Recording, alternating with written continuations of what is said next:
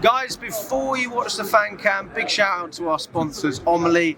It is the place for football fans to connect, not just with random football fans, but your favourite creators. You could be a Chelsea fan, you might even be an Arsenal fan. Everybody's on there. Download Omely, there's a QR code on screen, as well as a link in the description. Check it out, and I'll see you on there very soon. Hello everyone from Chelsea Fan TV. Hope you're doing very well. Chelsea won, Arsenal won. Listen, I mean, if you're still around watching us, I've only spoken to one Arsenal fan, Lewis, and they already want Arteta out. I think it's brilliant, but probably a little bit more of a balanced approach from us. Do you take positives from this game, or do you think it's 2 points dropped? I mean, I could say we handled Arsenal in terms of like their creativity. I still think we won the midfield battle for the most part, but I can't help escaping the feeling that it's like 2 points dropped. Because like that goal that we conceded, it was so tin pot and it was so avoidable. And we're in the same position as last time. Remember I said before the United game, if we concede a goal, it will be because of Robert Sanchez, and then here we are. So talk me through the goal. Bro, first off, like, it isn't just Sanchez. I'll say that. I ain't going to scapegoat him. But fuck me, this guy is a problem. This guy is genuinely a problem for us. But it isn't just him. The defence was so narrow, it was ridiculous. You have literally 2 Arsenal players on the far side, and nobody's even checking them. Noni's falling asleep with a crosser. And then Sanchez, I don't know how he gets beaten from that angle. Like, all round, it's a shit goal to give away. Like, big up to Pedro Neto. Shout out to Enzo as well, because he did well. It came off the bench and had an immediate impact. But we shouldn't have even been in that position in the first place. Even the offside goal from Havertz, like, we kind of got lucky that it was offside. Because that one was us falling asleep too. And I think that's kind of my problem. There's moments. Did you hear the referee blow his whistle though? Because that's what I think some of the players were complaining about.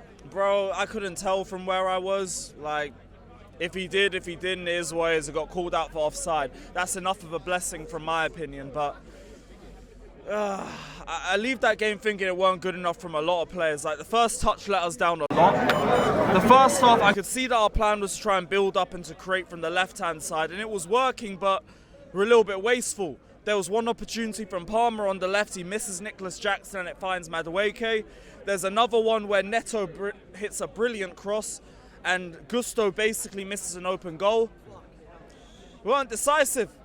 In enough of the moments. And look, maybe based off the second half, the draw's a correct result. Maybe I'll wake up tomorrow and I'll think whatever it is what it is. But for now, it's another game where we failed to beat Arsenal. At this time, they were actually there for the taking. 11 games now. Thanks, I didn't need that. I really didn't need that. But yeah, 11 games. Oh, great. Great. Is it really 11 games without a win? I'm sure the last time we beat them was when Lukaku scored at the Emirates. Yeah, there can't have been 11 games since then. I think it has been. Well, I mean, I'm just saying what I read. That's what I've read. I mean, man. It's annoying because I feel like there was times where Nicholas Jackson was good in terms of his ball carrying, but the touch let him down.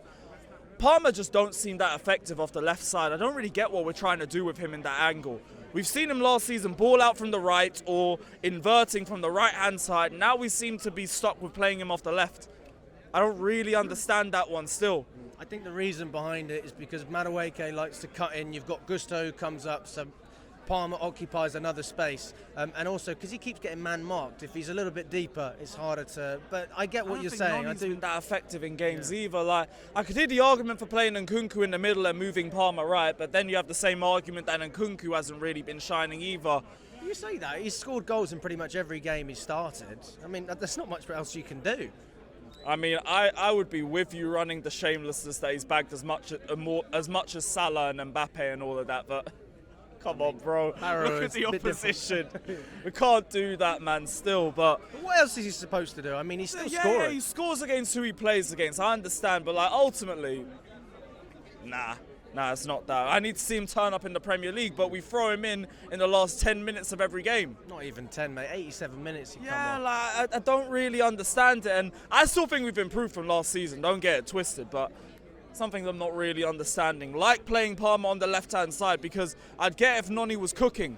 He had some good moments in the game. There was a sensational cross into Fofana in the first half, some good ball carrying as well, but ultimately still some moments where he's very frustrating on the ball too.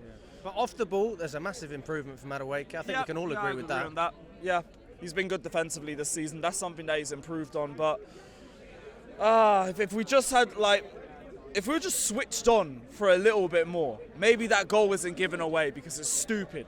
It's a stupid one to give away from us. Other than that, I think we did pretty well defensively. Colwill was a bit shaky after we gave away the goal.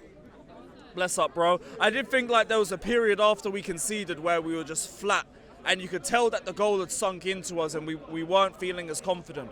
That's why I got a big up Neto, I got a big up Enzo as well, because we needed moments of magic just to get us back into the game and just to give us a little bit more belief. And that was it. Neto's been shining for us a lot over the last few games. He's another ray of light in this game, but I feel like he was the only one. The only one? From the forward line. The only one that was really consistent in his game. Jackson had some good moments, some iffy moments. Palmer, same energy, some good moments, some iffy moments. But even then, it's he's playing on the left. Ultimately, frustrating, because it's 2 more points dropped. I'm glad we're still in 3rd place. At least we can leave the international break into 3rd. But I want to beat these lot. We haven't beaten them since 2022. These motherfuckers were there for the taking. And just when we get to the final third, we fumble it. We fumble it again. What do you think of the decision to drop Reece James? I mean, he started on the left. That doesn't seem to be happening anymore. We've got that balance now with the left-sided left back and Gusto still being pushed further up.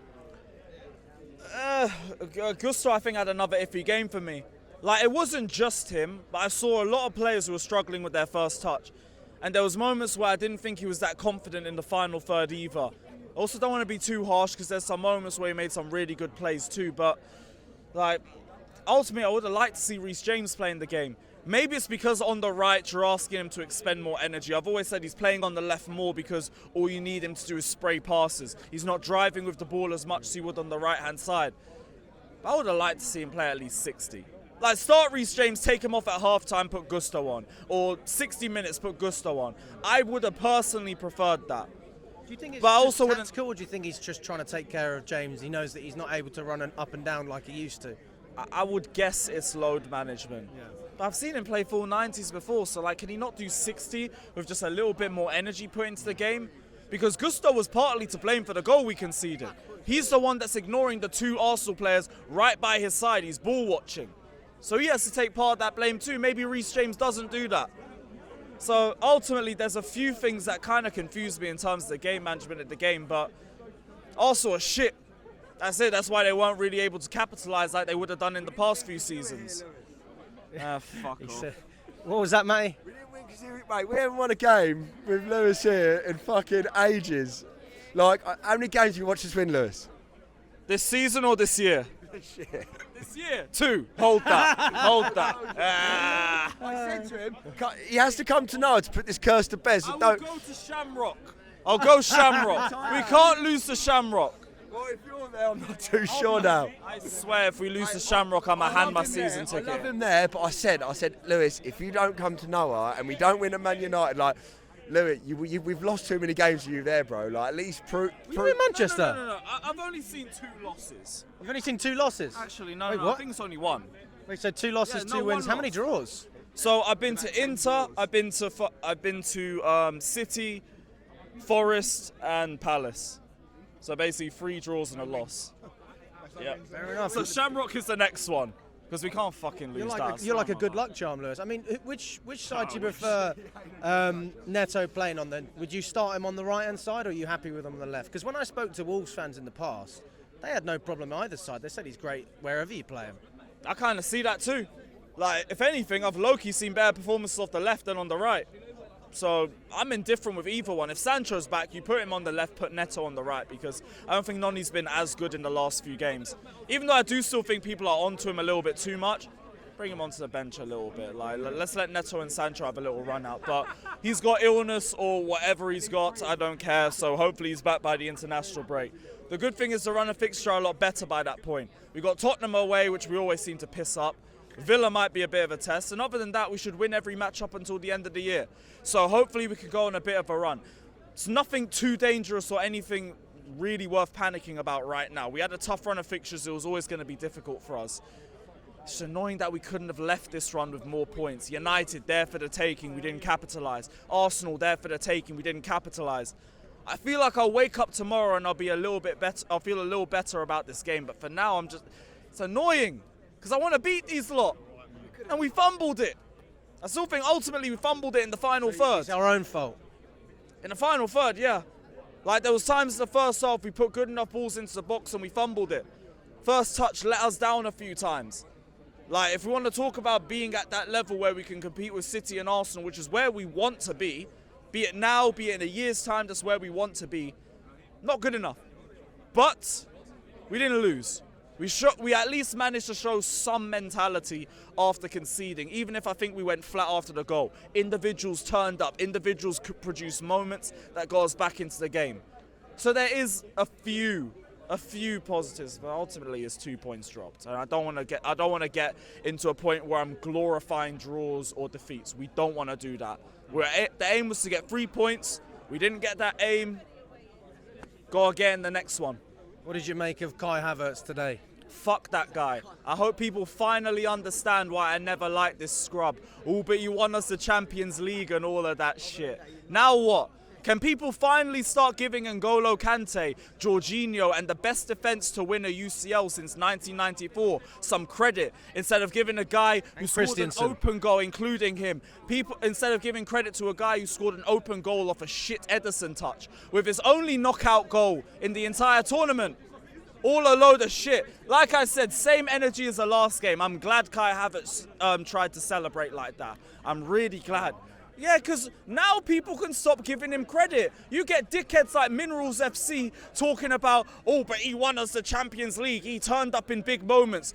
Keep twerking for guys who disrespect this football club over the players that play for this badge like Nicholas Jackson. Because all you do is show your chest. One of the biggest rats to ever play for this football club. Man say he won us the Champions League. He took us from 3rd to 12th. Simple as that. Man left this club in 12th and then went off to our rivals, and people want to still give him credit. Give the defence credit. Give Mendy credit. Give Kante credit. Give Jorginho credit. But you know what the best part about that is? Other than that quick free kick, he did fuck all. He did fuck all other than that, other than drop on the floor like a little bitch and beg for fouls.